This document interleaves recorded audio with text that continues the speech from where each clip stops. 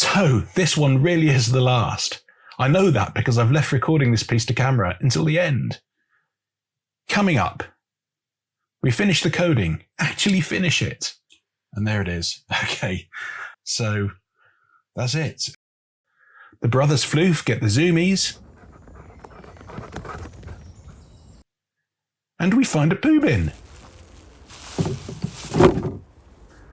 So we'll finish off our geographic partitioning code and then update the UI to allow the user to add new poo bins. And then we can call this done for now. I'm Chris. Welcome to Coding with My Dogs. Right, we cut the last episode short at the point where we could create and parse the quadrant strings. Next up, we need to be able to calculate the neighboring quadrants. Let's get back into Visual Studio and bash out some code.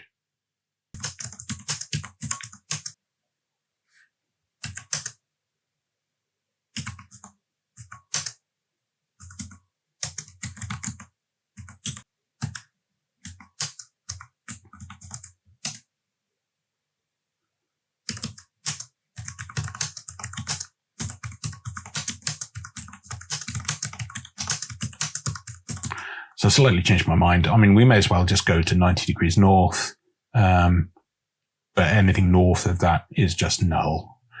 So 90.0 north will be the highest we can ever go for one of these quadrants. Obviously, what's east and west of that is bizarre because it's all the same point, but we won't worry about that.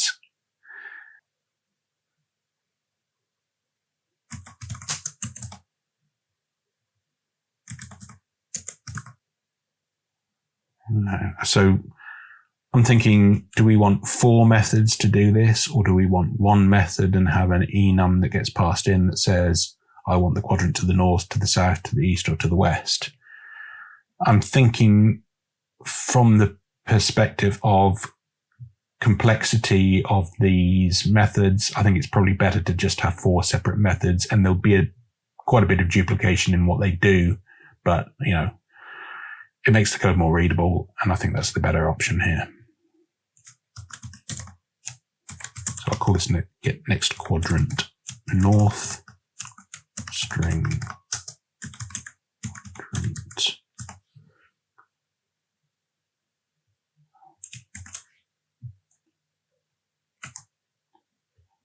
Whoa, what the?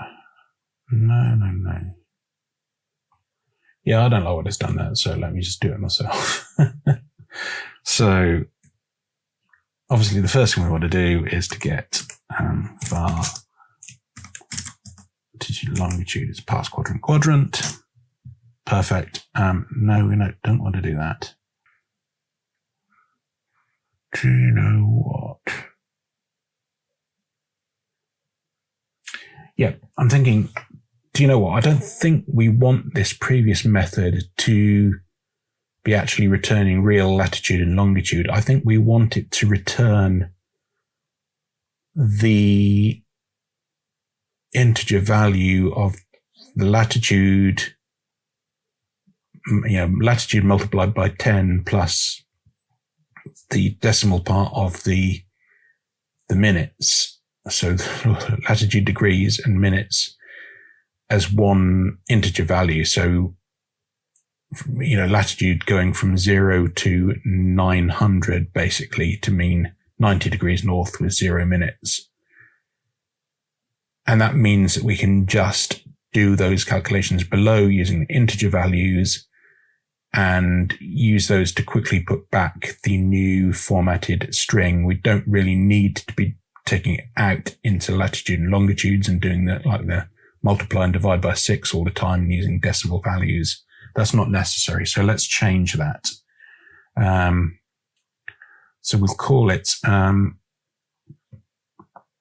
integer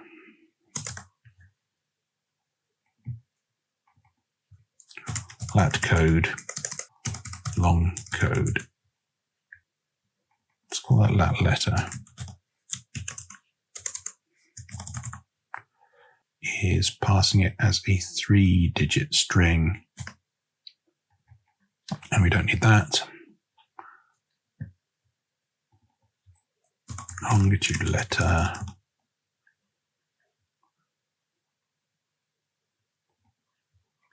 longitude code, and that passes it as a 4-digit string for the longitude. Don't need those. That letter, no. That letter.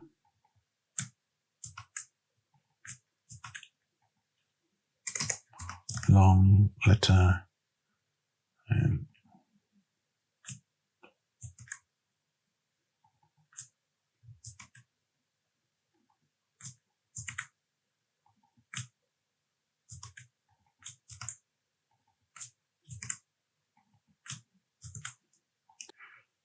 okay, so that simplifies the test as well.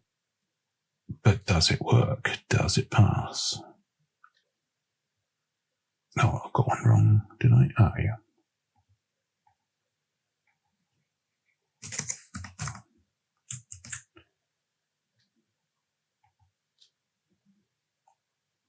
Copy and paste errors. You love them. So back here, it makes this much easier.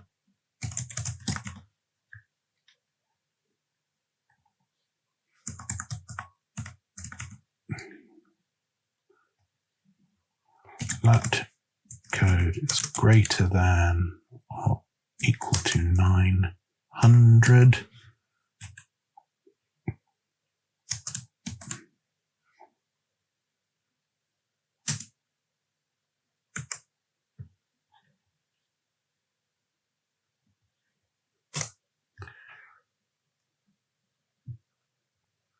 So we want to extract this into a method to format these things.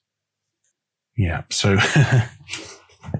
there's a lot of refactoring going on there. So I think in this one, what we'll do is so that we can get some reusability of the formatting the string back from these lat codes and long codes into our quadrant string, we probably want to change the way the rest of this function works as well. So we'll extract this bit that I've got highlighted as a method and make that available for the others to use. And again, we can do unit tests for that if we want. And then I'll change the way it calculates the degrees and minutes to get us the lat code and long code and use that instead. So let's do that.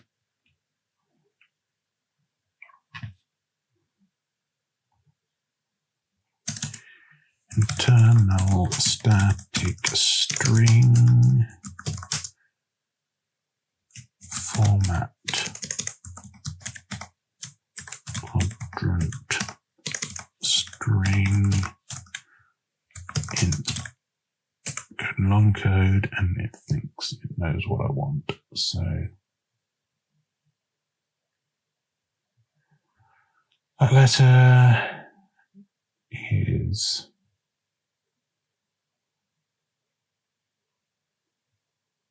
if it's positive, it's north, otherwise it's south. If it's positive, it's east, otherwise it's west. Otherwise you get the absolute value and use 3 digits for latitude, 4 digits for longitude. Longstra, latstra, which is good. Okay, great. It guessed what I wanted. So therefore we can change this to say return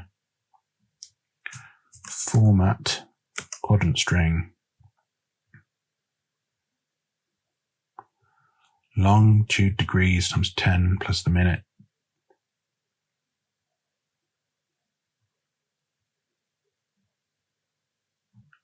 Yep. Yeah, that will do. And what we can do then is, because we don't need this here, save that down, comment that out again, and I can just run that test to make sure that it still works the same way, which it doesn't.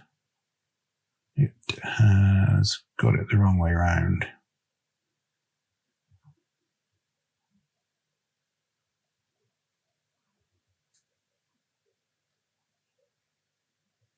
Oh, probably because I called it the wrong way around.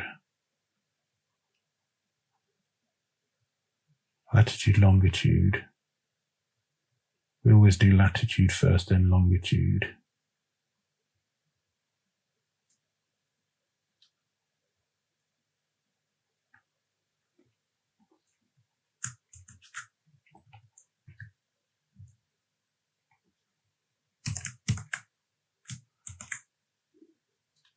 Let's try that.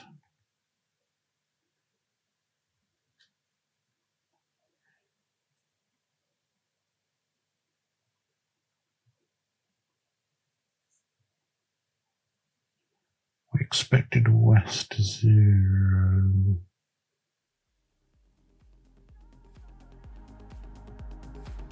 We did, didn't we? Because it's...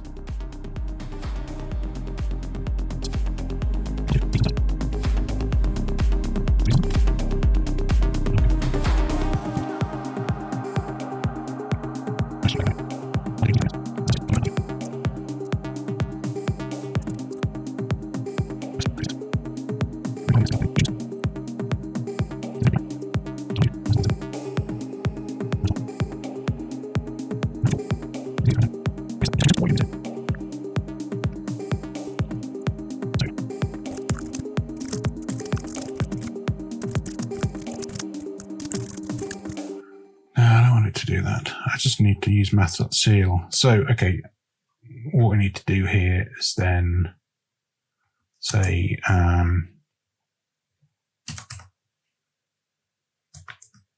longitude greater than 0.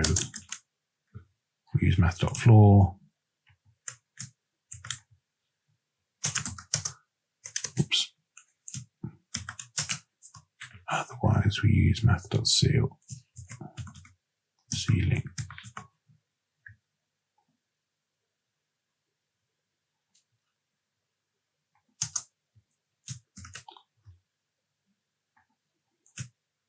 It looks a bit messy, doesn't it? But let's just do that. 0, we do that.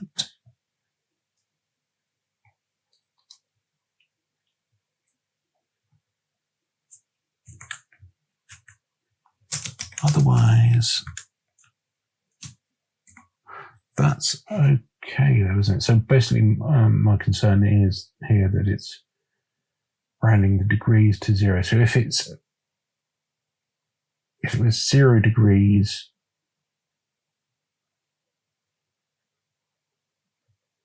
zero minutes, it would automatically become east because there'd be no negative part there. That's what we want. I think we'll add some unit tests to just double check the way it works around the, 1 degree east, 1 degree west. Like 10 minutes east, 10 minutes west, and make sure that it all works as we would expect. But if we go into this one, let's just step into that. We can see our lat code is 513, our long code is -1, which is what we thought it would be. And therefore this should pass. It does pass. Brilliant. Okay. It's a little bit convoluted, but I learned some stuff about how math.floor and math.ceiling work when we're dealing with negative numbers. That's interesting. So down here.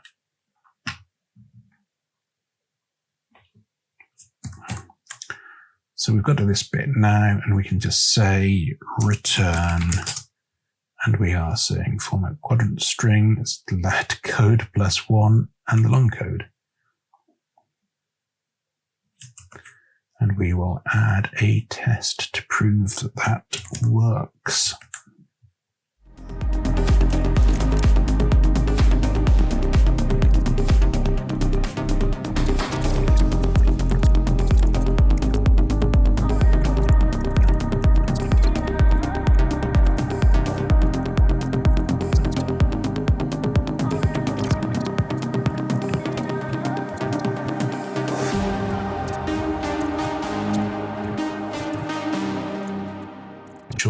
which will come out with that one, but it doesn't really matter. Let's just see if we get a failure there or not.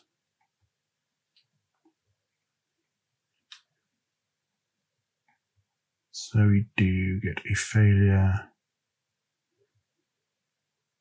with this one. We're expected south 0, 0, 0, but we actually get north 0, 0, 0.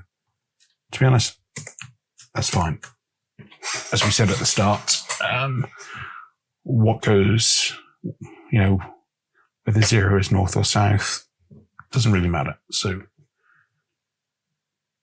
we can treat it like that. But that's good. That means that is working as we would expect. So we need to add the ones for south, east, and west now.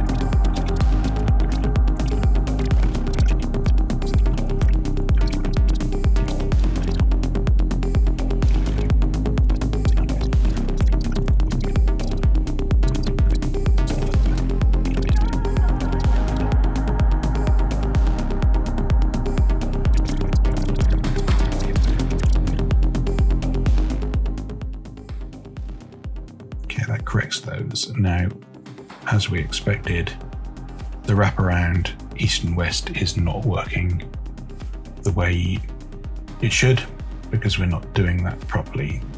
We're not wanting to return null. We're just saying if it's greater than 1800,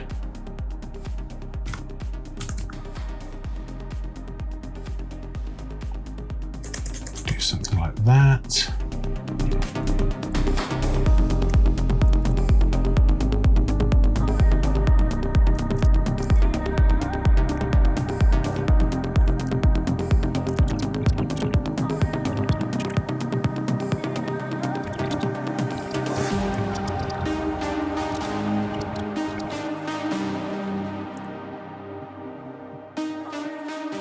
Why didn't you run one?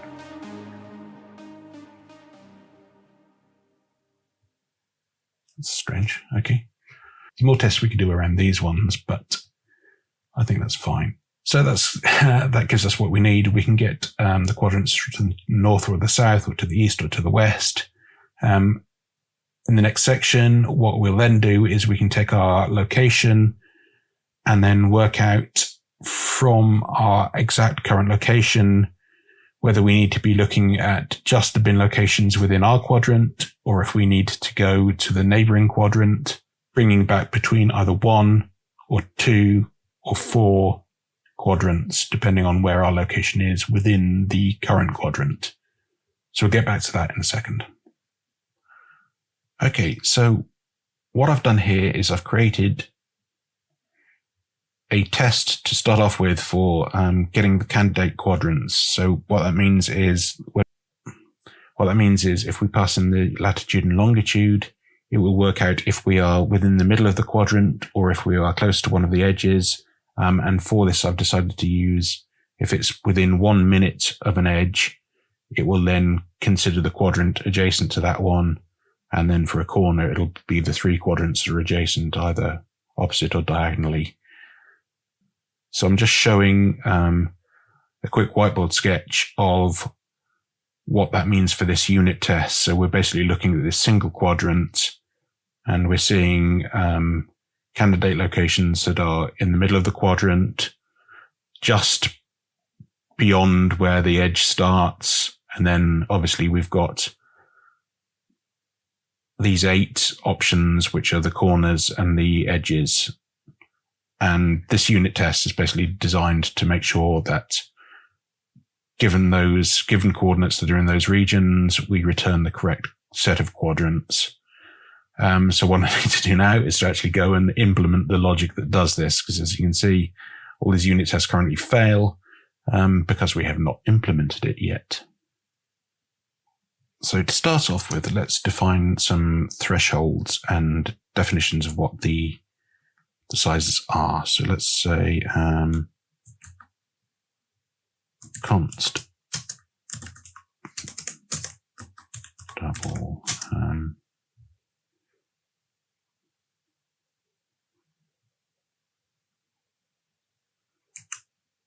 okay. That does the trick. No, I don't want that. Const double tile size.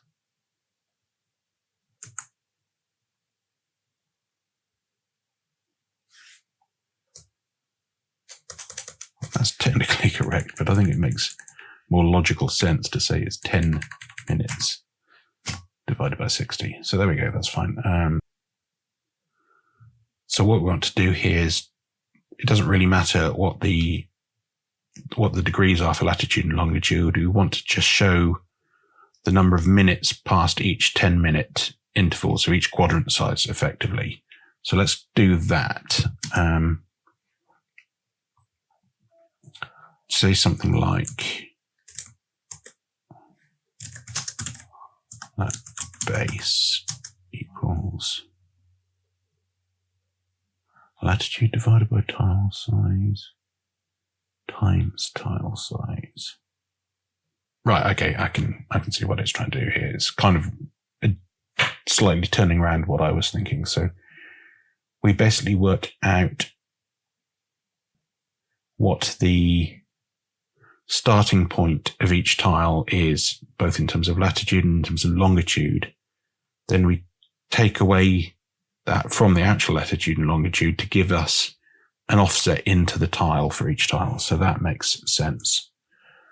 Let's do that, and longitude offset there.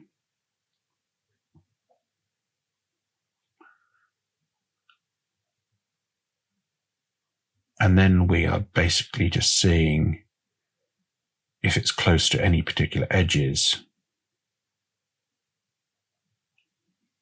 So just say bool close to north. That offset less than a minute. Sounds about right. Yes.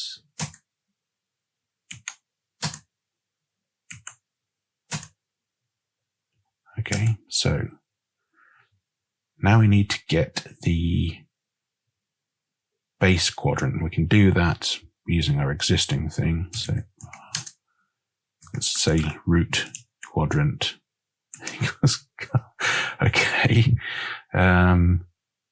It's starting to write the code for me. I think this is going to work. It's kind of difficult when you're doing these things because you have in your head a particular idea of how you're going to shape the code, and then you come in and Copilot goes a slightly different route, and you've got to work out at any point, is this the route that I would have taken? And if not, is it at least correct? And sometimes it's worth following the route that it takes you, and sometimes it's worth just saying, look, forget it. Let's go back and let's do it piece by piece the way I was thinking. At the moment, I'm kind of letting it do its own thing, and I think it's right. So might regret those words, but I think it's okay. So we get the root quadrant.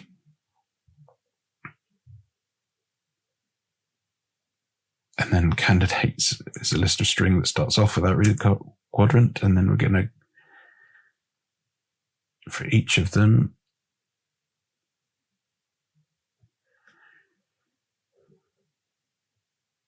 yes.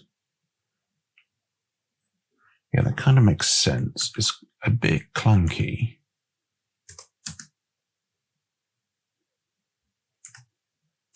Let's just do this, and then we can determine if we want to refactor it in the future.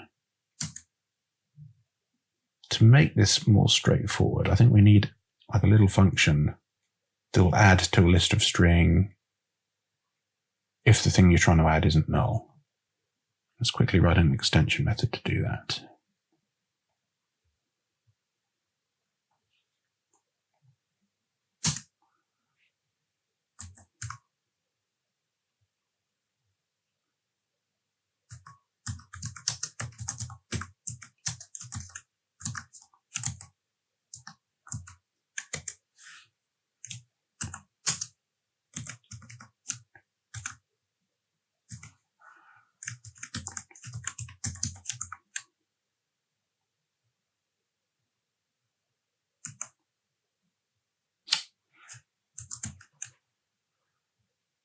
That's fine.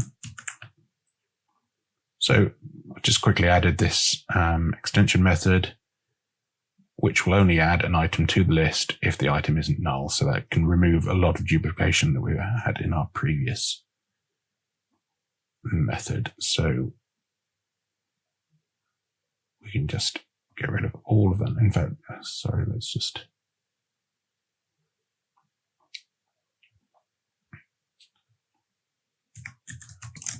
add if not null.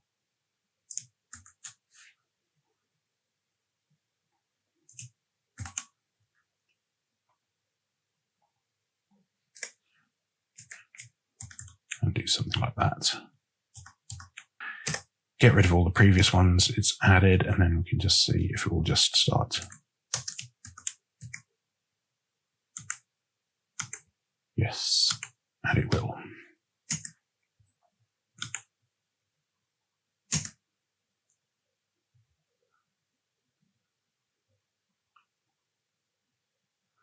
Yeah, so it's a good call,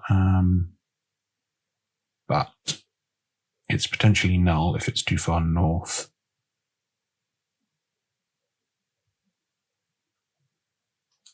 But get next quadrant, east and west, they should always return something. So this is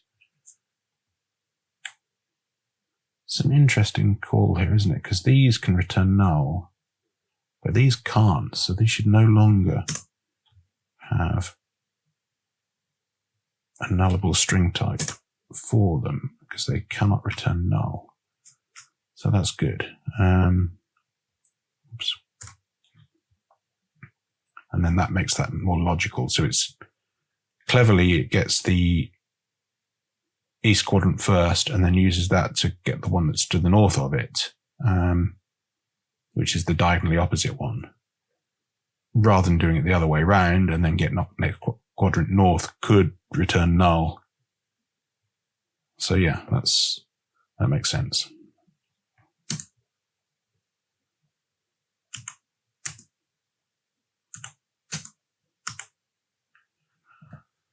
So really, that ought to be what we require. We've got all the candidates added.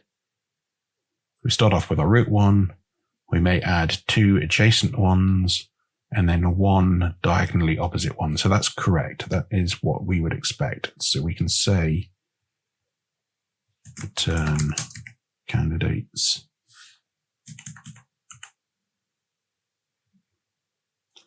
dot distinct. I don't think distinct is necessary. I think it's always going to be distinct based on the way that we do this. So let's save that down and see if it passes any or all of the unit tests.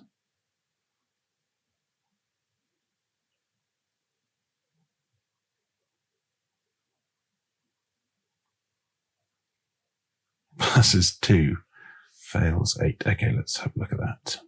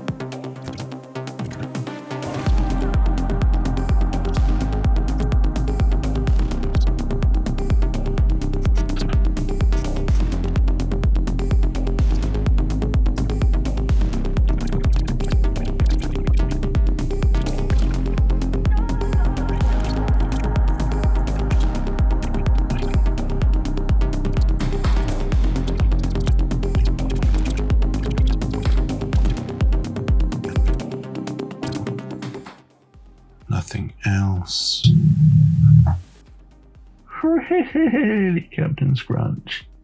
It's a big old sigh from him there in the background. He's wondering why I'm taking so long debugging this.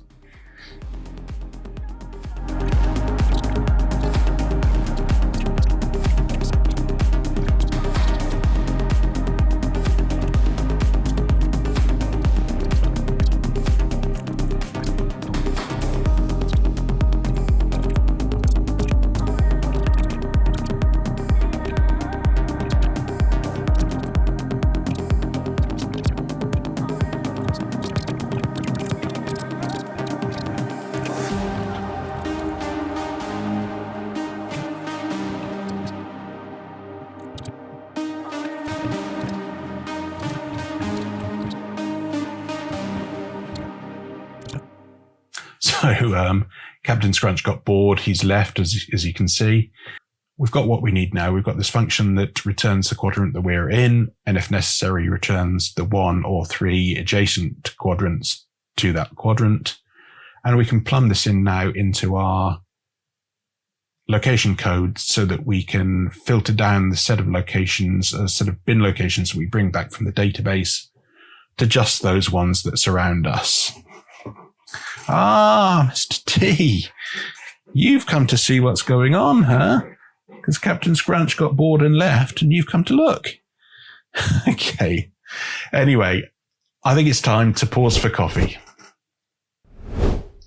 Some learning resources are like black coffee, strong, efficient, no fluff. Others are like a hazelnut frappuccino, sweet, padded, and mostly air. Have you ever finished a 30-minute video and realized you learned absolutely nothing? So is watching videos like this actually helping you learn? What about podcasts? Books and docs, dense and powerful, but also mentally brutal. What I've discovered is, it really depends on you, your mood, and what you're trying to do. Visual learners may get more from YouTube or hands-on courses. For others, they may get the most from books or documentation. That's definitely the densest way to learn. But you may not have the mental capacity for books at the end of a busy day. However, watching YouTube or listening to podcasts on your commute may well work by osmosis and prime your brain with ideas you'll recognize later when it counts, pulling on that mental thread again. And above all else, actually doing the thing is where the real learning happens. The trick is knowing what you need right now, depth or just exposure. Just don't confuse consumption with comprehension. As always, please like, comment, subscribe. I'm still at the start of this journey and I appreciate any feedback. Okay, just to start off, I made a quick change in the quadrant calculations. So here in Get Quadrant, we just basically changed this due to the fact that every quadrant starts at the southwest corner, no matter where it is in terms of latitude and longitude. So we need to do some more complex calculations here just to make sure that that always works out to be the case. Otherwise, everything else is the same there. And to prove that out, I updated the tests on this so that we can see that for particular lat-long coordinates around west, east, north, south, around the meridian and the equator, we can see the expected ones there, and then everything else pans out from that. And we're doing things like testing the maximums. And then we got all the unit tests to pass for the different varieties of getting the candidate quadrants, including one just to test out going east and a long way into the southern hemisphere. So that's that. Let's close those down. So next up, we need to do a bit of refactoring. I think the data initialization service is no longer needed. We don't want to fetch the bin locations when we first load. We want to fetch the bin locations whenever we get a user location. And what we will also do is remember what quadrants we needed to fetch on the previous cycle. And then as the user location changes, we'll calculate what quadrants are required And only if those quadrants have changed do we then go out to our repository and fetch in the new bin locations based on the quadrants that we have entered. So let's take a look at that. So I think the first thing we can do here is let's have a look at our data initialization service. And what that was doing was taking in a repository, and actually it was just getting all bins. We never got around to using a quadrant name to fetch the bins for a given quadrant. So really all of that code there is redundant. I think we can just delete that. And then we can go into our MAUI program.cs. That is no longer available. And is it the app.xaml.cs that we kick that off from? It is. So check that we still build in that case. So next up is the bin data service. At the moment, this is just a very thin veneer on top of a cache that keeps the list of current bin locations. So what we need to do here is bring in our repository, like so. Then when we go to get all bins, it's going to need the location that we're at. So we'll put in a user location. That will need to be added to the interface.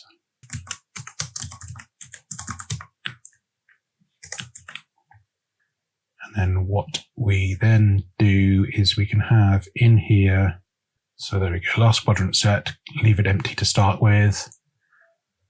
As we call into get all bins here, what do we call it? Quadrant calculations.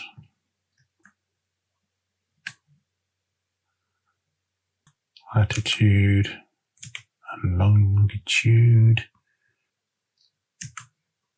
Close. Let's just use it like that. Oh, I mean, it could be either way, but that's what I want. And then we can say, yes, if last quadrant set isn't that. Yeah, it's getting close. So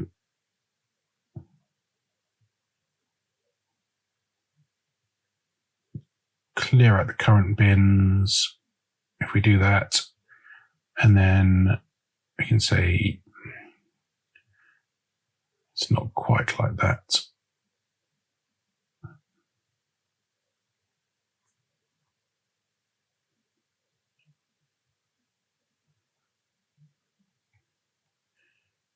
What we actually need to do is realize that this has to be asynchronous as well.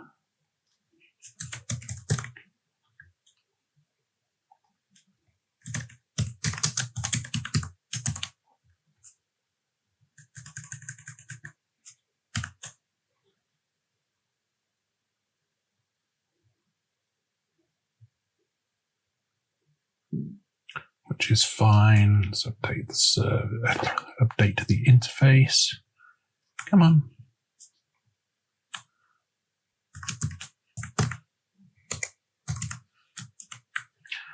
Excellent. Close that down. So there we go. That gets all the bins asynchronously. What we now need to do is to, for each quadrant and quadrant set, we're saying map quadrant is await repository.get quadrant async. And there's the quadrant string that we're passing in. If that is not null,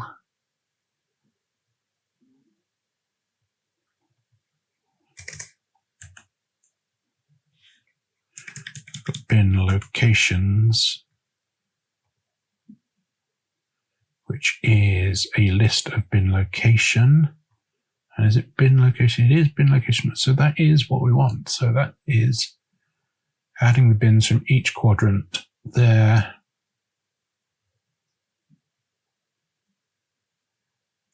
As we get them in, and by the end of this, bins is now populated with this whole set for all of the candidate quadrants, and then that gets returned as the read-only list.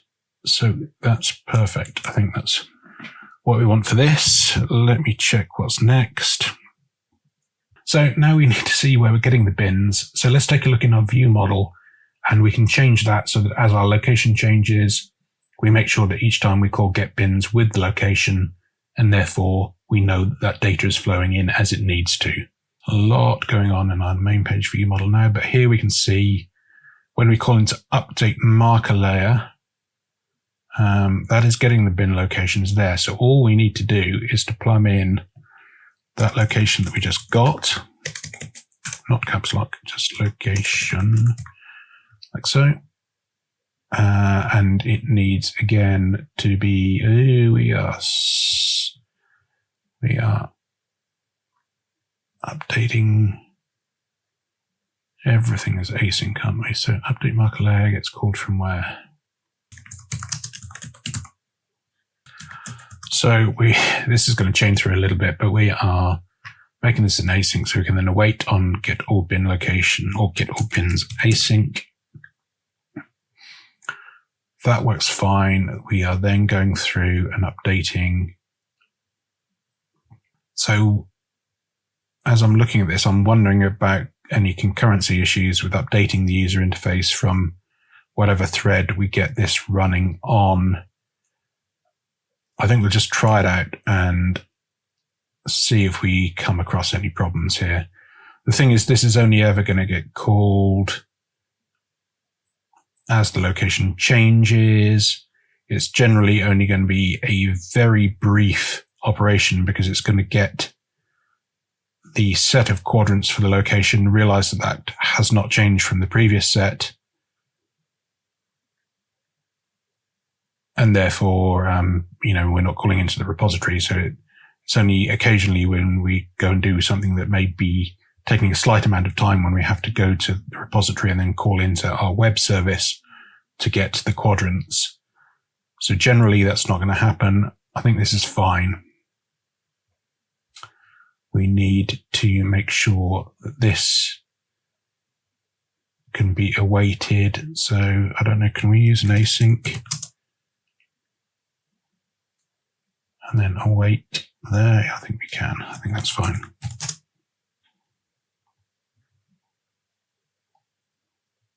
So that's lovely. So this is running on a subscription. We can await that.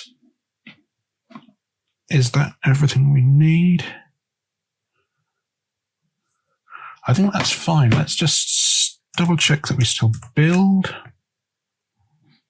We don't build ibin data service and login.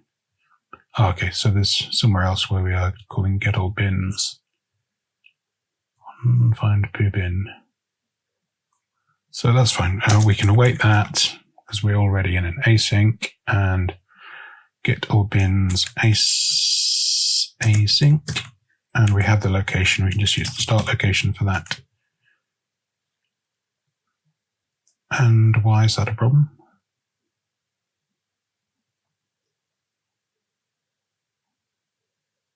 Oh, because it's outside the await.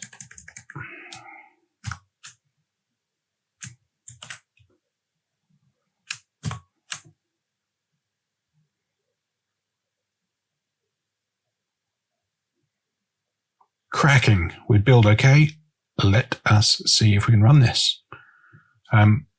What I'll need to do as I run this, I'm going to set up a route in the Android emulator that will take us from somewhere in the middle of Richmond Park to somewhere in the middle of Regent's Park. So basically all the way across London.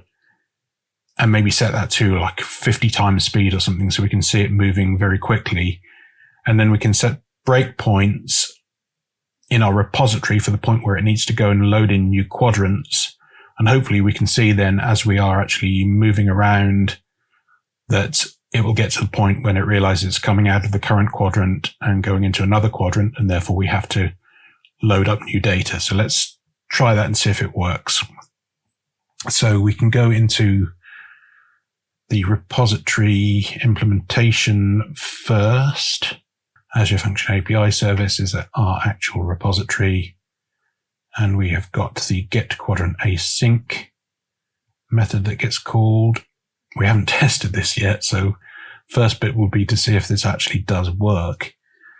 Let's hit our emulator.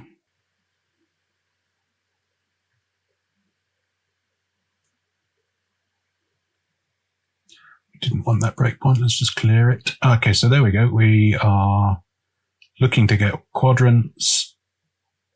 Quadrant name is West 1, North 513. Let us run to cursor to see if that works.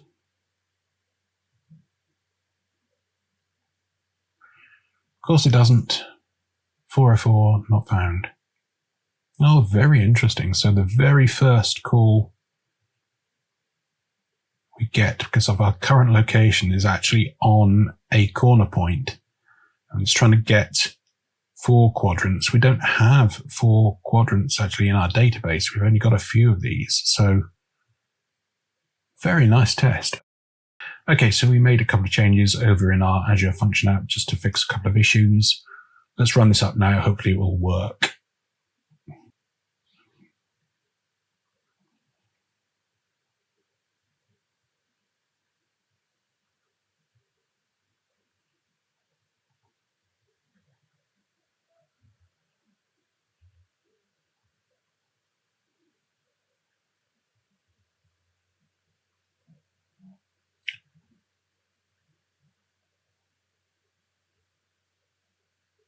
And yes, it looks like it's there. So quadrant has its name and has 13 bin locations.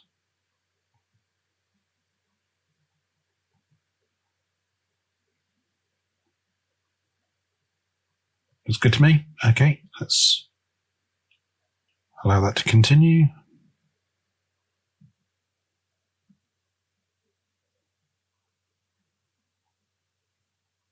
Well, that's interesting. So, oh dear, got a 404 for that quadrant, but it shouldn't have done.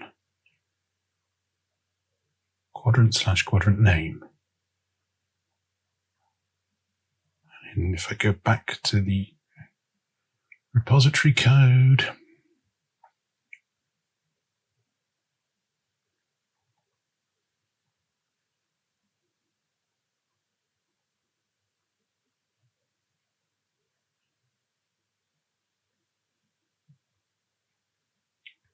I never fixed that. I thought I did.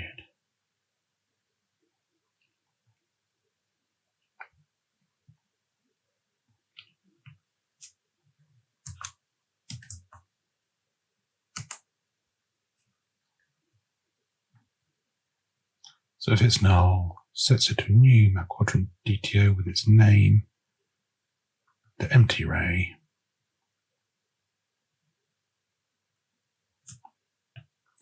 once more.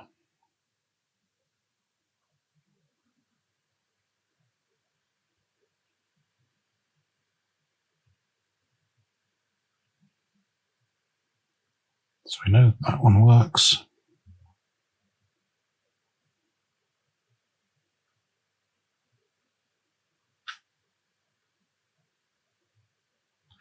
This one should work now.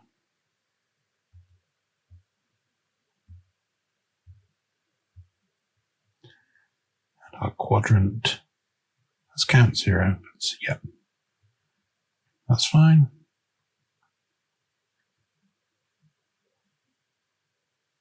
Okay. So there we go. We have. So I would not have expected it to have brought all of that up. So tell you what we'll do.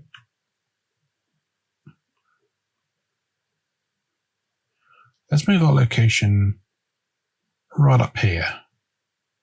And we would not expect to be getting all of this coming through. So up on the side of Hampstead Heath. Let's move ourselves up there. Let's set ourselves here.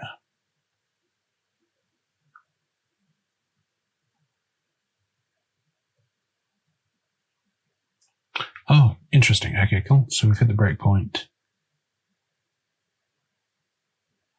for that quadrant.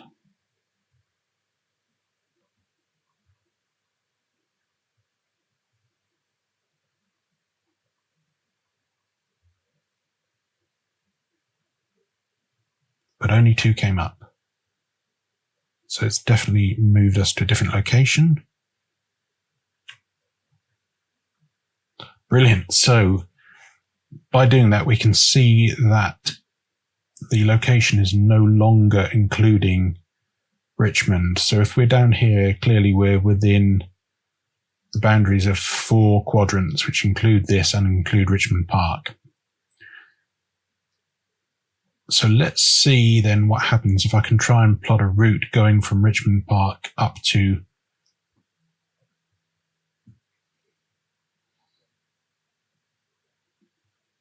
up to here somewhere maybe, and then see what happens as we follow that route.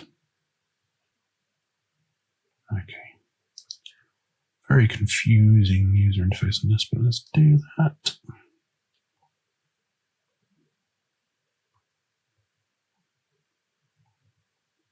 There's a start location, there's an end location. We are cycling, say.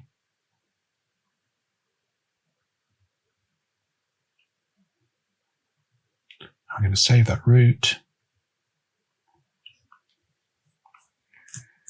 Rich. And we'll go to, oh dear, 5 times is the maximum. That's not very useful.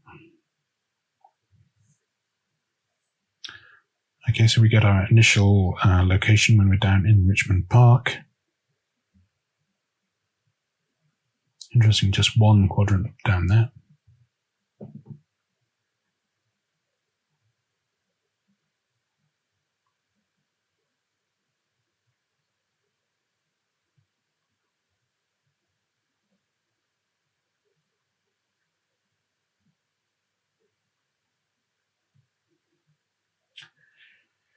Yeah, 5 times speed.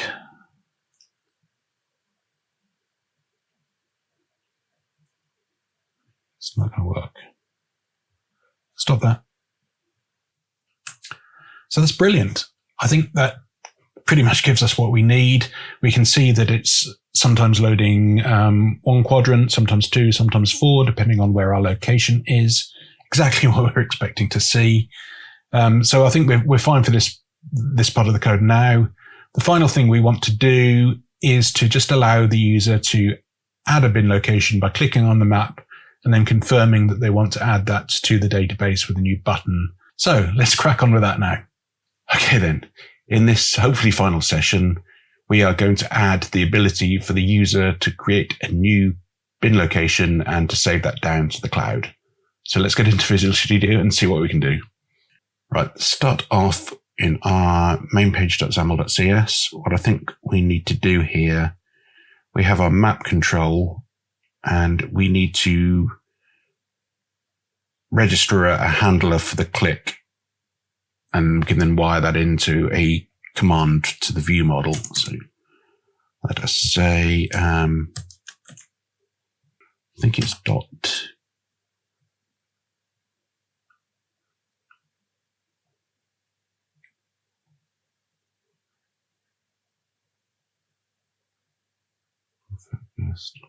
Dot info. Strange name, but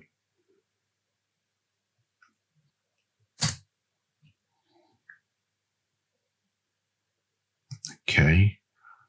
And then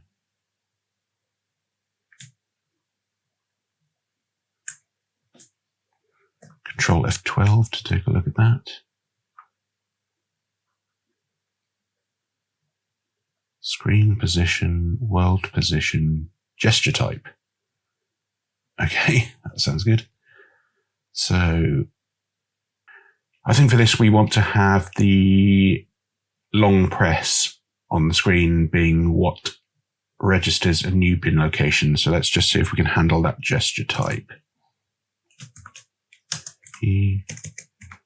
Dot long tap, is it?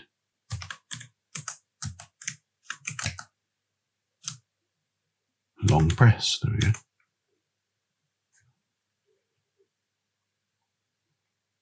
don't know what any of that is. But we had world position, didn't we? So far, world pointing, so you've got world position. And then, yes, we know this now, don't we? This is the standard stuff.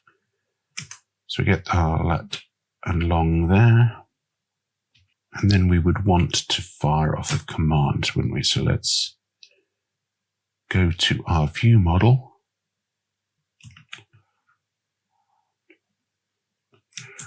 Add poo bin command.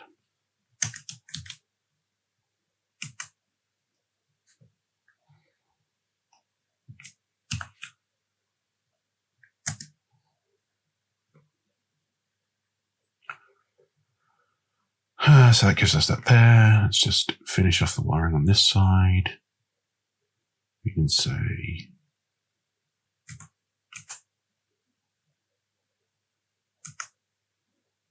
like so. So I can't remember if we need to do async stuff like this. We'll get back to that in a minute if we do. Let's just finish off here in the view model. And what did we pass in? This, which is a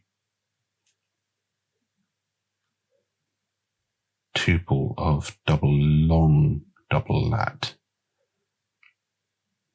We should probably convert that into something that we know.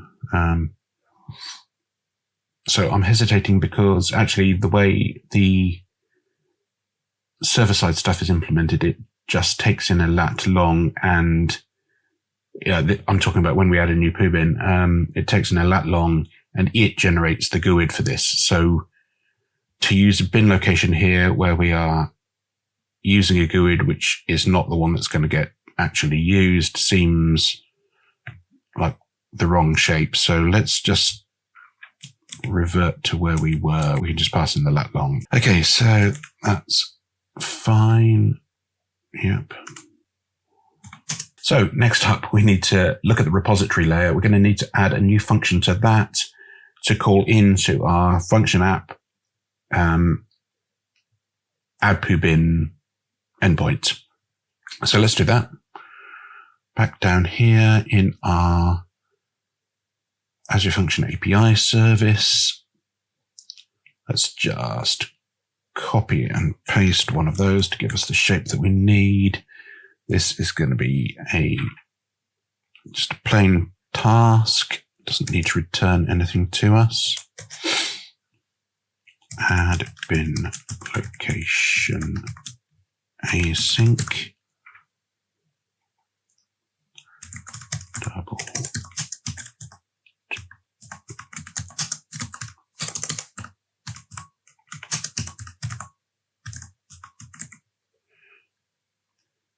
and the shape of that URL is that it will take same as the get all bin locations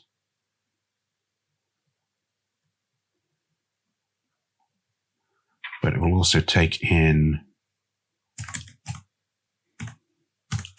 latitude and longitude. So bin locations, latitude, longitude, and passes in the code as before. And this is a post.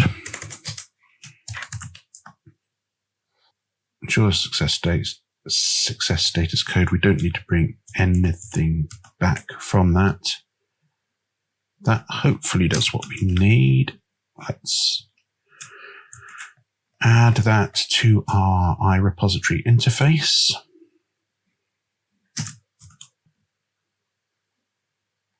What I want to do here is I don't want us to just directly click on the map with the long press, and that's what adds the poo bin to the remote database. I think we need a layer in between. What I want to do is that when the user long presses, it will add a new yellow marker at that location, and it will then go into an edit mode where our user interface changes so that instead of showing the find poo bins button, instead it shows a discard or save changes button. And then only when you click the save changes button does it then go and add that new location to the remote service. And obviously if you click discard, it will just get rid of it and the map returns to the previous display, and the find poo bin button comes back. So let's look at doing that within the user interface side. So I think, what do we need to do? Let's have a look at the view model first. So I think it needs to understand when we are in edit mode. So let's have, I think we have to do it this way. So it's private bin location equals null, and we'll make that nullable. So what will happen is if we don't have a proposed new bin, then we're not in edit mode, and we can use that as a property exposed back to the view itself, so we can hook the button visibility off that. So I say so a lot, don't I? But never mind. We just say proposed new bin equals new bin location, like so. It's complaining that it needs an ID. Now we're going to use GUID.empty just to clearly indicate that we are not, this isn't the real thing.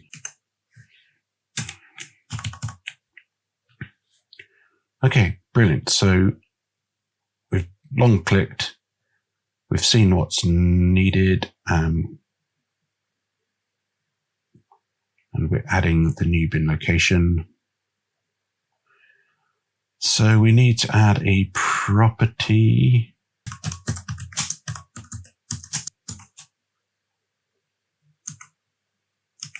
That.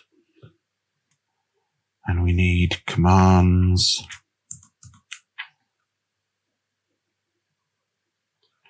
Save new bin command. Discard new bin command. We'll add those up here. Generate methods for them. And okay, so that gives us that. Then we want to finish off the wiring in the command handlers. So each of those needs to fire a property change for that after what they do.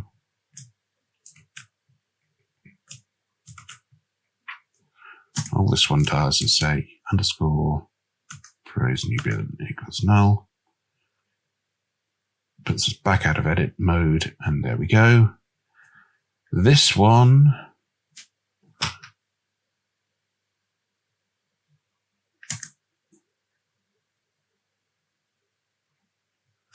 will do nothing if proposed new bin is null, which it should never be, but belt and braces.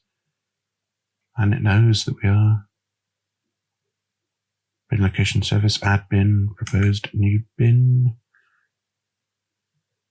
Now we should probably change that again to, oh, what's this?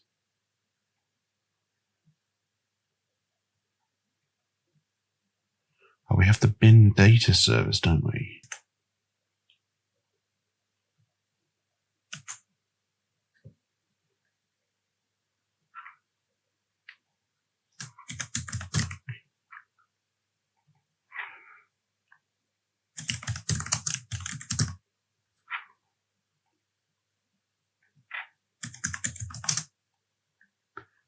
So add the bin and then call into the repository to add the new bin location so that if we ever refresh, this will now get to that bin location. That will do.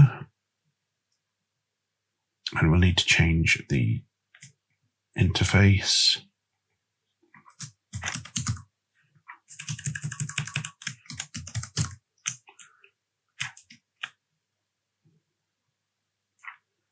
Add bins is used only within bin data service. I think we can remove that.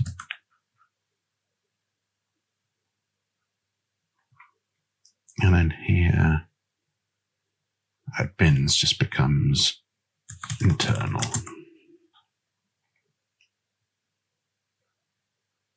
In fact, it doesn't really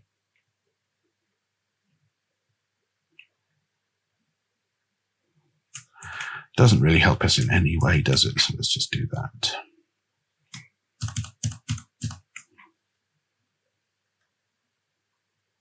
So that's fine.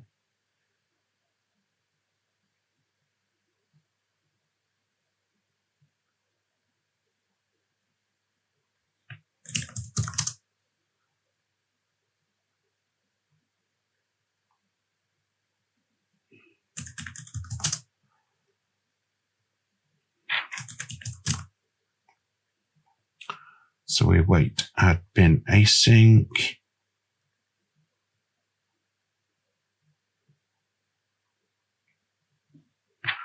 And then once that's done, propose new bin set back to null. And we leave edit mode. So I think that's all the view model changes. Let's see if we build. We do build, so over to the view now.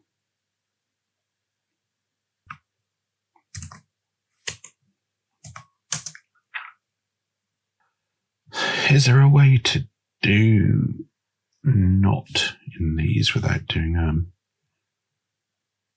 value converter? Fine, okay, let's add that value converter. We've got Boolean inverter converter, convert.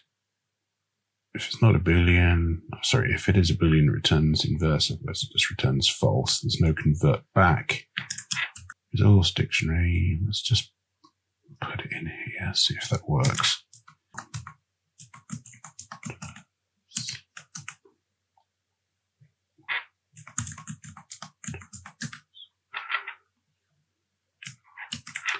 So that should be fine. I don't know why it's moaning still. Converters. Okay, it's a fairly simple mistake. And then we have to say converter equals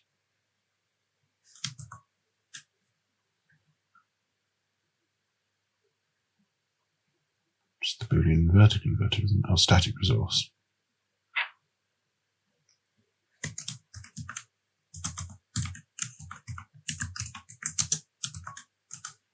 I'd forgotten just how lovely and concise it is developing in XAML. So that's great. And then we can have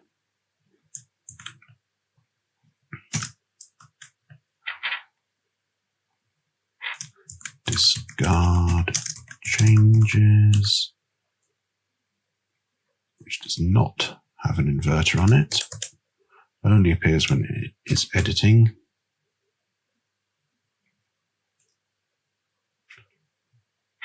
Discard changes.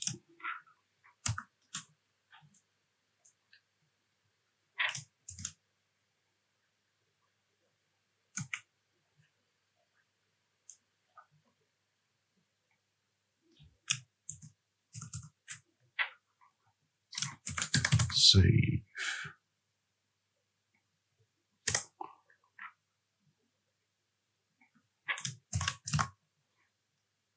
Save changes button.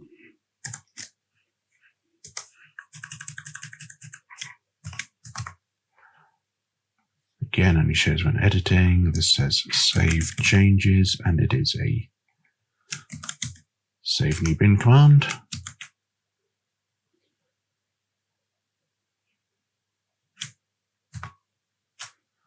Do we build? Yes, we build, but I forgot one thing. I need to make sure we have a marker shown on the map for where our proposed new location is. So let's just get back into the main page view model. When we have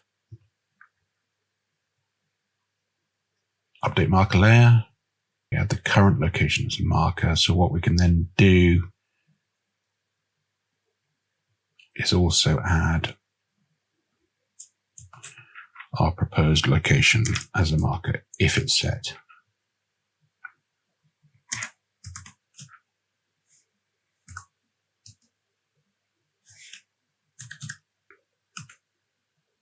New point features. Okay, it's done that. Proposed new bin, longitude and latitude. Style. What do we have? We still have an ellipse for that. But we are going to say that is color green. Why not? Symbol scale 0.4. That's fine. Okay, so that's one thing. And then when we enter edit mode,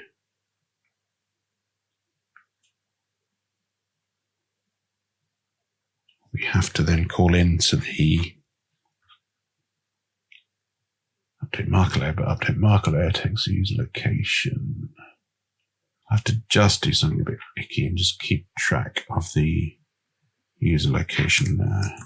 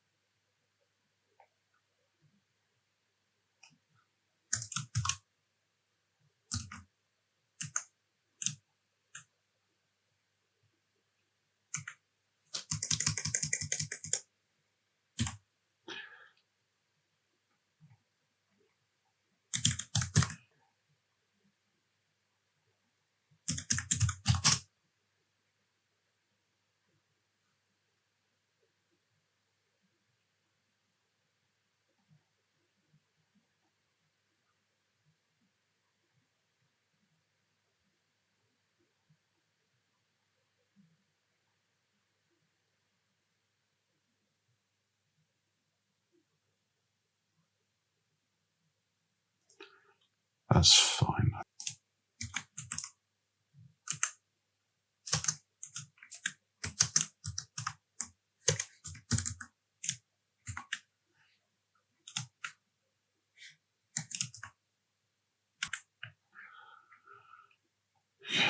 that way.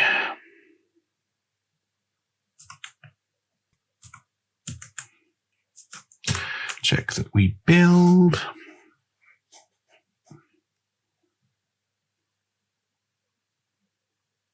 And let's see, are we done? We may well be done. Let's run this up. Of course. All right, let's just move that onto our page.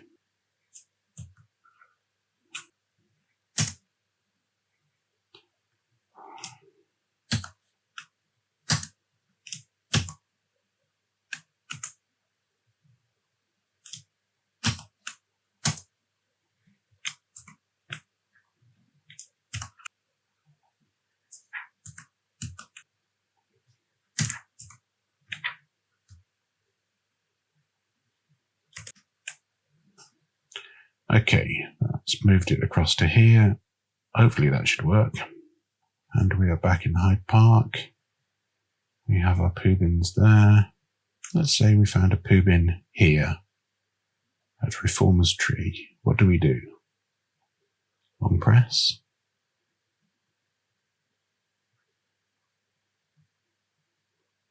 Nothing happens. Do we get in here? We don't. Okay, we do. Does that look sensible? Yeah, it does.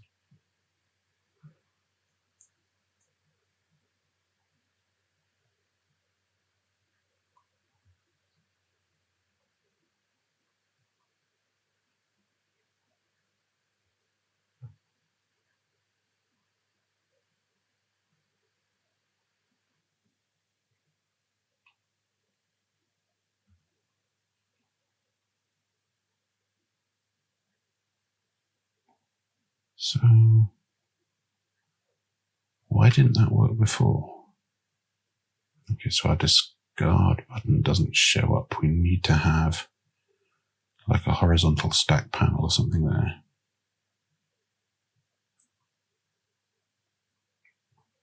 So let's do that. I'm not sure why that didn't just work in the first place, because I made no changes, and the second time it seemed to work.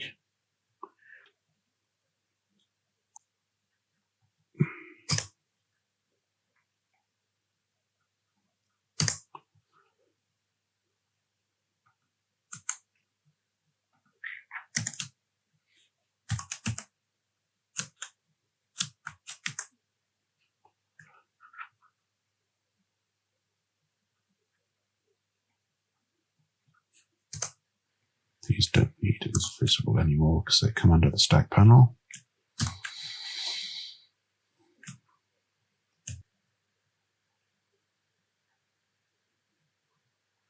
I'm pressing.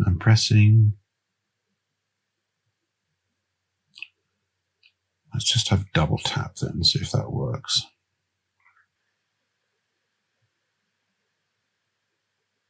Put a bin location up here. And save changes.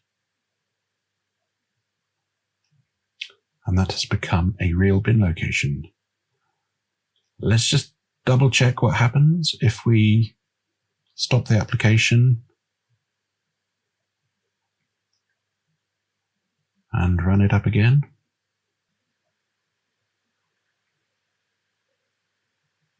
And there it is. Okay, so that's it. We've done everything that we wanted to achieve certainly for this demonstration of the application. There's clearly many, many more things that we could do for this, but we have what we wanted. We've got the ability to show a map, show the bin location markers on the map. We can plot a route to the bin location. And now we have the capability for the user to come in and add their own locations, which then get saved up to the cloud.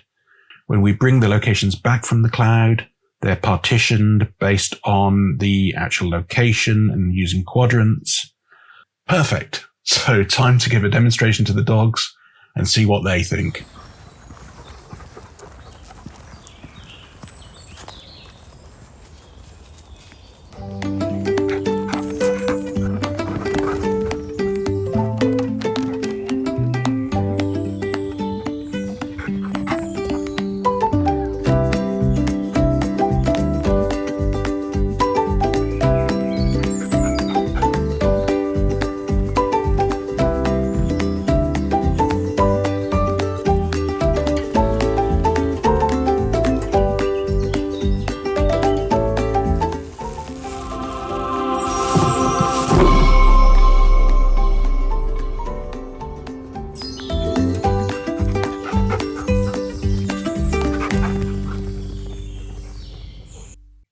That's it. Our application is working. It's rough around the edges for sure, and I would have liked to have demoed the iOS version. But it will do for now, and the dogs are happy. This is the way I want this channel to work. It's me and the dogs working on little hobby projects. Rough coding to solve some real-world problem. Cobbled together electronics resembling a Rube Goldberg machine. And maybe even some mechanical design with 3D printing at some point. The focus is on experimentation and learning, and it helps me sharpen the saw for my day job too. Next time, I'll start to learn Rust by writing an application called It's a Dog's Life to keep track of my dog's health and fitness. It's going to be awesome-ish. Do all that stuff below. Click on one of the other videos if you haven't seen them yet. And as always, thanks for coming on this journey with me.